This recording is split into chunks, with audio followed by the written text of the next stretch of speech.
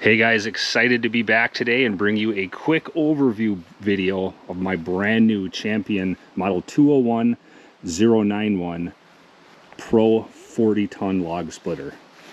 This thing is an absolute beast.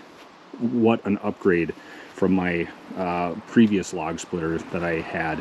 I actually still have that one, brought it up to a different location. However, this is going to be my primary unit. Now, keep in mind, this is just going to be a quick overview video, not a full-on review. Stay tuned for that. I'll put a link in the comments when I get that one going.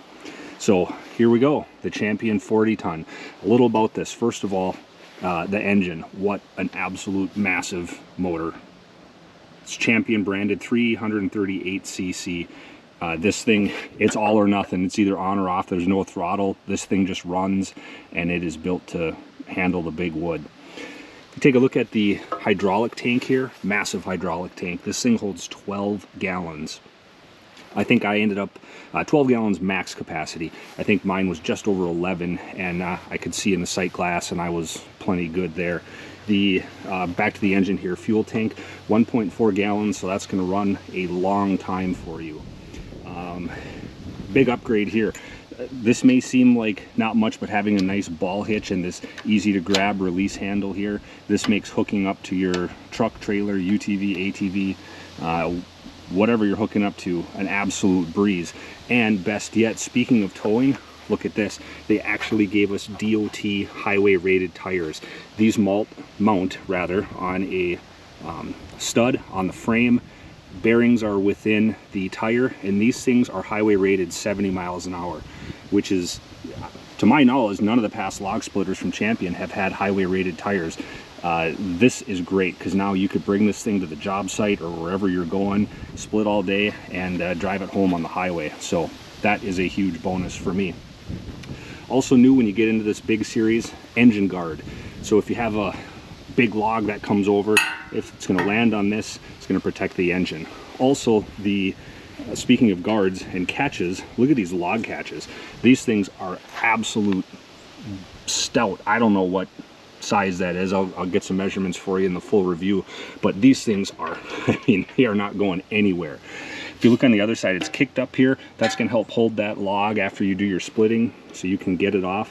Speaking of splitting, up to 24-inch logs can be split on here. Massive wedge for splitting.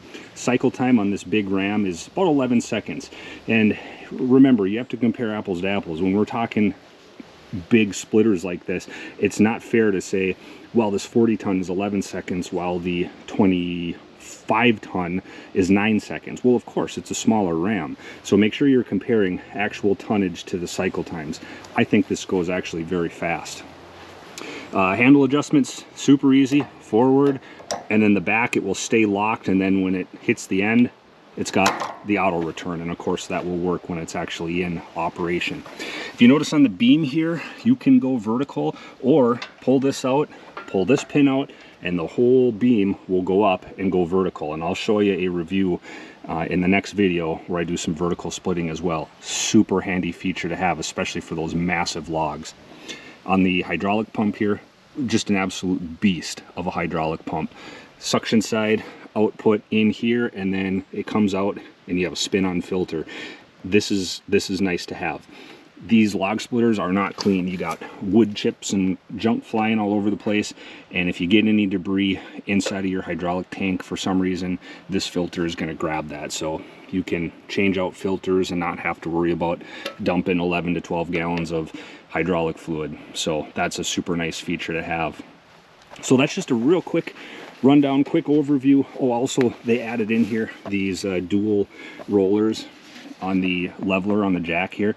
I actually find that helpful. I like these solid rollers because I'm often splitting when it's really cold out, and sometimes these wheels, I think in the past, have been not quite as good a quality, and if it's a pneumatic tire on the front end here, I've had times where the wheels just don't seem to lock the bead in, and you get some leakage. So I'm happy with these solid plastic tires. They roll nice, super easy to level yourself out here, so you can get a nice stable level splitting platform. And lastly, you do have a nice mount here for your instruction manual, or if you had any other like small tools you needed to put in there, you'd be good to go. All right, guys, I'll put a link in the comments when I get the full review up. Hope you enjoyed this, and stay tuned for more. Thanks for watching.